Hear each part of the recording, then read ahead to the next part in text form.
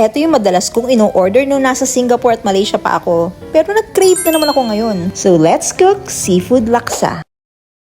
Let me start with the aromatics.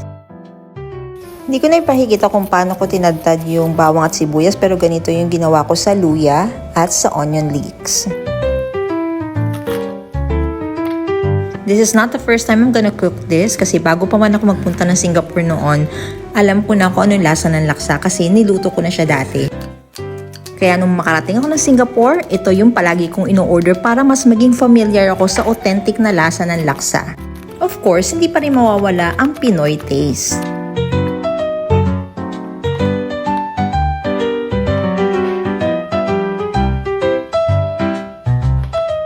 So, gumamit din ako ng 3 blocks of tofu. I pat it dry para maalis yung excess water at hindi siya madurog.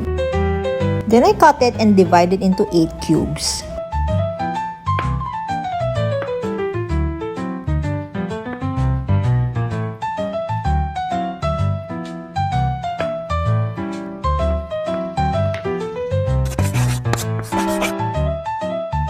Then we have shrimp na hinati ko pa to 2 to 3. Then we have the seafood ball set. Pinili ko lang to sa supermarket at ito ang laman niyan. So mga fish balls, shrimp, crab balls, iba't ibang klase ng seafood balls. And of course, ang pinaka-importante sa lahat, ang laksa paste. So this one is for 300 pesos plus and this one is for 160 pesos. So may dalawang brand yan. Pero this one is what we're going to use kasi masubok ko to. I also included some veggies such as talong. Yun nga lang, isa lang ang ginamit ko kasi hindi naman masyado kumakain ng talong dito yung mga kasama ko. At yan, in-slice ko lang yan ng ganyan at medyo marami-rami din siya. Sa halos araw-araw na pag-order ko ng laksa, may iba't ibang klase sila ng luto. Yung iba naglalagay ng gulay, yung iba naman hindi. Since wala akong mabilhan ng bok choy, I use pechay. And of course, nilagyan ko rin siya ng toge. Alright, so let's start. I-preheat muna natin yung pan for 5 minutes. Now, unti-unti na natin ilagay yung mga aromatics starting with onions. Kayo ba? Ano ba inuuna nyo? Garlic or onions? Kasi ako, mas inuuna ko yung onions. Kasi pag ang bawang, mas madali siyang masunog. At hindi ko gusto ang lasa ng bawang kapag sunog. Kaya lagi kong inuuna talaga ang sibuyas. And then, isinunod ko na ang bawang, ang luya, at ang onion leeks. Kapag magkikisa ka, make sure na gisang-gisa talaga sila yung magtatagal sa apoy para lumabas yung flavors nila. At yan din daw talaga ang sikreto ng mga chef kung bakit napaka-flavorful na mga luto nila.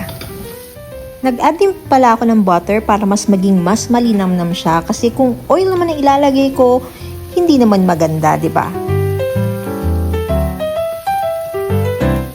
Shoutout nga pala sa asawa ko nagregalo sa akin ng pan na last year pa. Ang tagal ko siyang hindi ginagamit. Bakit po hindi ko ginagamit? Sabi ko, pang vlog ko siya.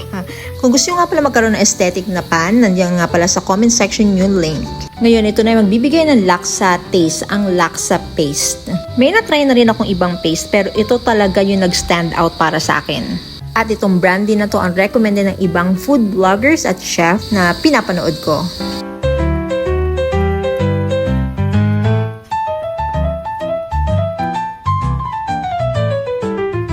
Now, it's time to add your gata.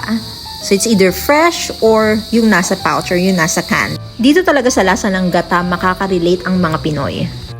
Since marami kami at mahilig kami sa sabaw at malasa naman talaga ang sabaw ng laksa, dinagdagan ko pa siya ng 2 tasang tubig.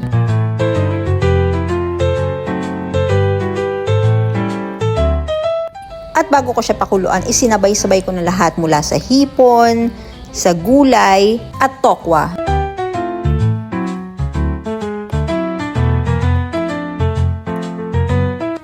Dinagdagan ko na lang ng 1 tasa pang tubig dahil feeling ko kulang yung sabaw.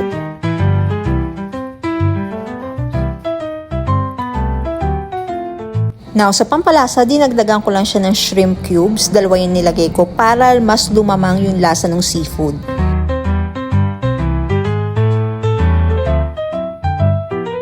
And then, tinakpan ko na siya at hinayaan ko na siyang kumulo.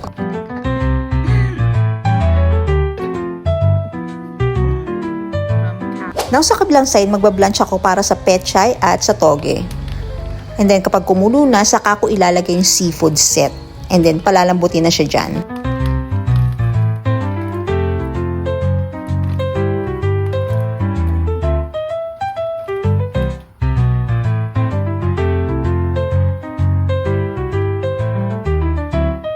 For final touch, dinagdagan ko lang siya ng paminta para mas matrigger yung anghang.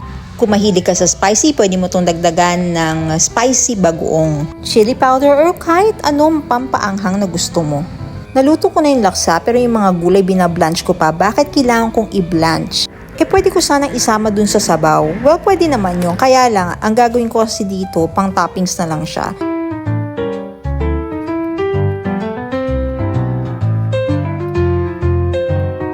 And there you have it. This is my version of seafood laksa. Hope you like this video. Please like, subscribe, share, and comment kung ano pang gusto nyong recipe sa susunod.